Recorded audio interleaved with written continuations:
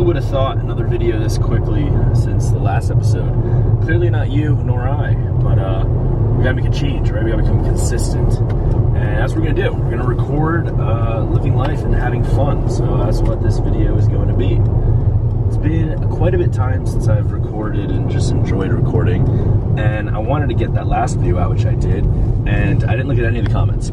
I made my beautiful girlfriend, Allie, read the comments because I know, she already spoke to me about some of them.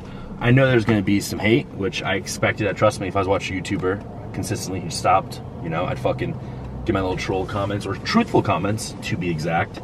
So I was like, you know what? Not gonna read them. I'm just gonna keep uploading, keep doing my thing, because all I gotta do is be me. And I had to be me off camera and be me in camera. Well, I don't know where I'm going with that. But, so what were some of the comments, babe? Basically, just people like telling you the truth, like telling you exactly what we had talked about, because you guys don't know this, but we had kind of like a little bit of a mindset talk. Dude, we're getting all soft and shit. It's not soft. I'm not gonna say what we were saying, but we were having a mindset talk of being like, hey, you gotta do what you gotta do, and you can't worry about other people, right? Which I'm gonna dive into with my own brain to explain what was going through my head. So when I was younger and I was doing the social media, right? Crazy, like mad support, and I still get that support to this day, which I love and appreciate. And obviously when I started doing this, whoa, Allie, here, hold it because the shit's all screwed.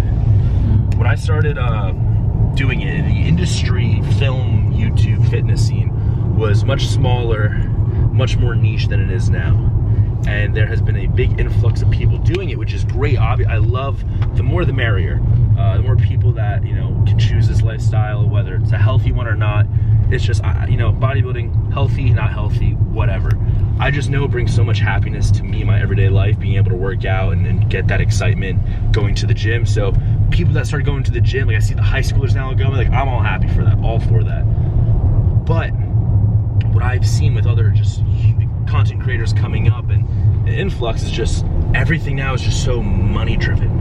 It's a money driven place where I see I'm not completely fully money driven into this, where sure I can put my hands in other aspects and selling other shit to make more money. And that's all social media is nowadays. It's just like a money driven place. So when I see other people who are more successful than me in this spot, I kind of get in my head, I'm like, shit, they're more successful. And like I kind of lost the love for the social media aspects of it because I wasn't up to par with these other people that were killing it. There's some people that are real with it, some people aren't. And for some reason, the people that aren't, I was letting get in my head just by seeing how good they were doing and by being sleazy. So I know I should have let that affected me, but honestly it was a big thing in my own head that was kind of fucking me up. Last video I did it all by myself. I had fun with it. You guys don't get my humor. It's so upsetting. I've noticed with this Instagram post, YouTube post, I did a divorced dad rock thing where I'm cutting the grass and I put some photos. Me and Allie, my friend Frank, went to a... There's only one person that didn't get that. You know what, there's one person, you're gonna understand my humor right now. Alright, went to a Limp Bizkit fucking concert. Fred Durst sucked. Love Limp Bizkit. He used to sing I still sing their songs, I love them. But dude, he did like, he would sing a song and then like I think I forgot my headphones. No Limp Bizkit for you today. Oh. He would sing a song and then have like a 6-minute intermission of like playing another song of another band and like have kids up on stage. And I made a joke saying there's nothing like Woodstock 99, which clearly that thing was crazy. And if my bed keeps going this way, I just might break your fucking face tonight. Give me some break. Give me some break. Wish I could be alive in that time, but so I have a very sarcastic tone of personality. It's like, you know, explain it. People can't get your humor unless you talk, show it on camera. Well, yeah. But we're about to go to the gym. We're matching like the cute couple we are. I'm really now emo that I don't have headphones. Oh. You can use mine. Can I actually? Yeah. I have shoulders today and I don't hate hitting upper body. As long as you spot me and you're not mean to me this time like you were last week. Yeah, I could spot you today because it's upper body. I don't care. So my training lately, I'm going for strength. I never do that. So Allie's been spotting me, giving me the proper spot. Because, you know, some people, you'll give them, you know, hey, help me from, you know, the elbows let me do the rest. When I start struggling, I'll tell you, like, you help me. Some people will help you throughout the whole thing, and you're like kind of pissed off. She's like, I gave you instructions, they didn't do that. So Allie's a great spotter. And last week I go up to her, I'm like, hey, whenever you're free, between next set, whatever it is, you mind coming to help your boyfriend out? Just anger. Get away from me. She literally said. I tell you why. Why? Because I'm not a fucking pro. Okay? And this is my time to grow to be a pro. I got chest today, and I started, I think 2 weeks ago. I got 120s for like 6 or 8. And last week I got 130s for something. It's on my camera roll. I'll have to put that video up and count it.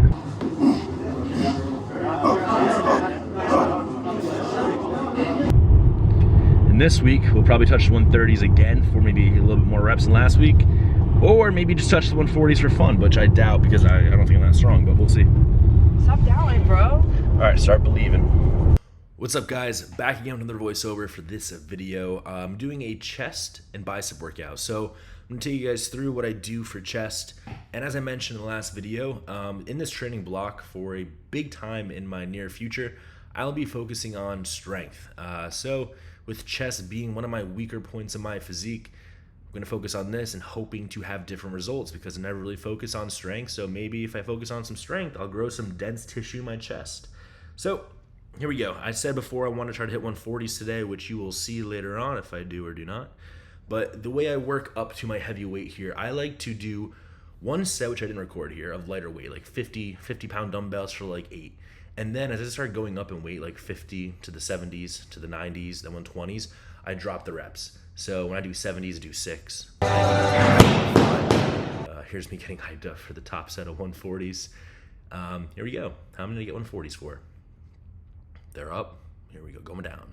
1, 2, yep. 3, good job, Ant, come on. 4, little help. So 4 by myself. And I'll tease you, we got 2 assisted reps. So we'll count that as 4 with 2 assisted because that's what it was. So cool, I never touched that weight before in my life. That felt good to do. Here's me, thought it looked kind of cool. Bam, good pose, Ant, good job. Now I did a back off set here, did 120s, a little bit more of a controlled squeeze. It's just a lighter weight, you can easier to focus on that mind muscle connection. So that's what I like to go with by my training. As I'm pyramiding up in my weight to get to my top set, I conserve my reps, I conserve my energy. I go all out for that top set for whatever rep scheme I'm going for. For there I got 6. And then here my back off set, maybe I got 8 or 10. I don't recall, you guys can count a little bit previously to now and see how many I did.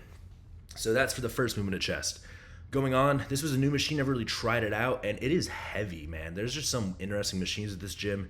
The gym brand's called Gym 80, which is Gold's Gym's sister company, so it's their own equipment company, and it was heavy as fuck. This is a plate and a quarter, and I was getting like a 3x6 here, so I just show the next 2 sets just sped up here to prove my work. So there you go. Bam, 6 reps. Here we go, another set, different angle. Look at that sweat, man. That's a hard-working boy right there, trying to grow big-ass pecs. Cool, next movement. So a lot of pressing here. This too, I mainly just focused on going heavy. I did the full stack here, just pushed as much as I could. I think I got like 6, and then it's not like a bitch here, but my palm started hurting. It was just like, I don't know, the vertical grip on this just kind of dug into my hands and it hurt, so I didn't really know what to do there. So I kind of lowered it, was able to feel a little bit better, and that's what you guys got to see. Ooh, we got a stringer on now. So this is another movement. It's like a press fly variation. So as you can see, my hands are a little bit like pronated. Pronated, is that supinated? Sorry. And what I'm doing here, I'm kind of going out wide like a fly, but like scooping my chest, and I'm really hitting that lower pec line. Feels amazing. I love this. I kind of discovered this a little bit after my show, and I'm doing it ever since. Big fan of this. And I'll actually do this for like 3 sets. 1 heavy set, and then the last 2 sets I'll do a little bit lighter, or I'll just stay with the same weight, but I'll do a superset here, which you will see in right now. So I would have preferred to do a cable fly like this, where I'm scooping my chest in that same exact motion as I was just doing with dumbbells, but the good one was taken, unfortunately, by a nice gentleman, so I had to compensate with a band like I was kind of pumping up backstage. Going into biceps now. Arms, I've always trained arms. My arms have been growing, so it's unless you're Lee Priest, you don't really have crazy big arms at a young age.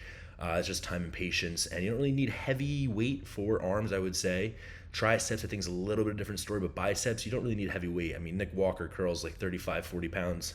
So yeah, take it from him, you know, top 3 in the world, I would say, this year.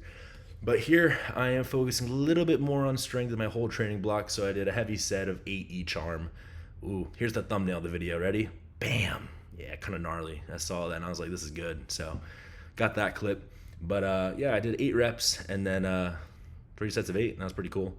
So preacher curl, this was okay, I'll be honest. It was like, there was a better machine inside, but I didn't want to go inside because I was drenched in sweat from the humidity and how hot it was in Tampa, that going into that blasting AC just would give a chill down my spine. I kind of wasn't looking forward to. So I was like, you know what? I'll stay out here, kind of do my preacher curl in here instead of using the machine I like in there. And was it worth it? I'll probably go inside next time and deal with the cold.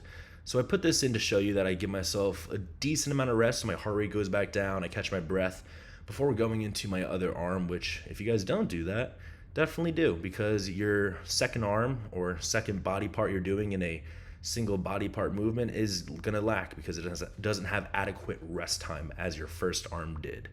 So that's why I included that. What else do I have in this? I honestly forget. Some assisted reps. Cool. All right, so I finished off with cable curls.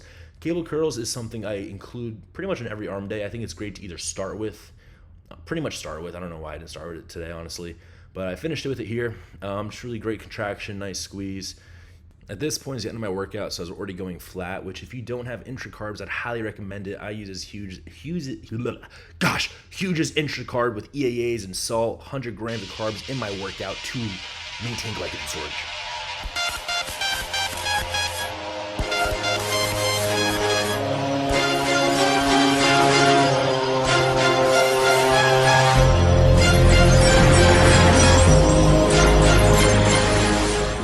That was one of the way better workouts I've had in a long time. Something I made change in my training program was 1, training heavier, 2, training 2 days on, 1 day off.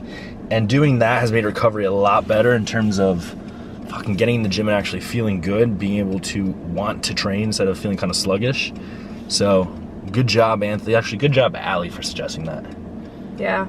I was trying to tell him that, like, 4 days in a row is actually fucking insane. Yeah. Because, sure, like, there's definitely top level pros that have done that, right? Like, Jay Cutler has done that, like, done stuff like that.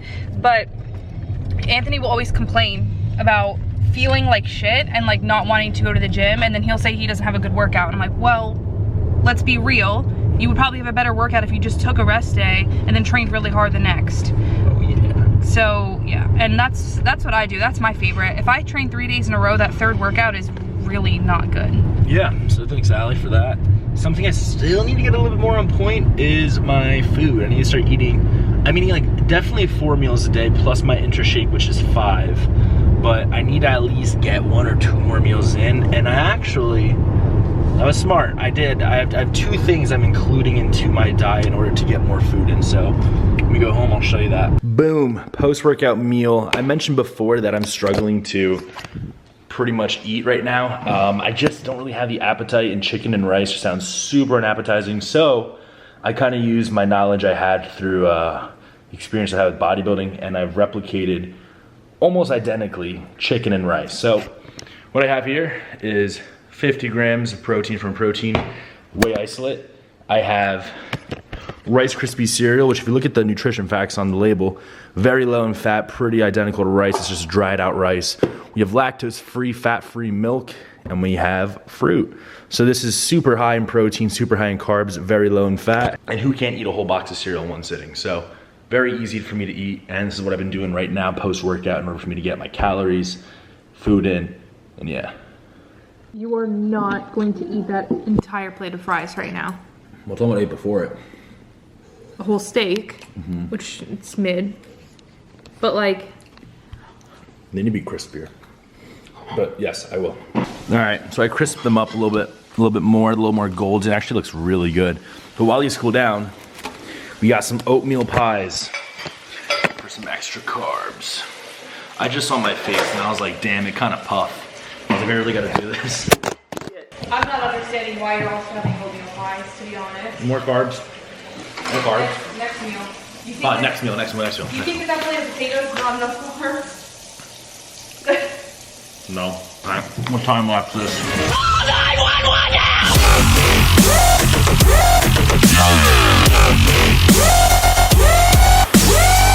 There you go.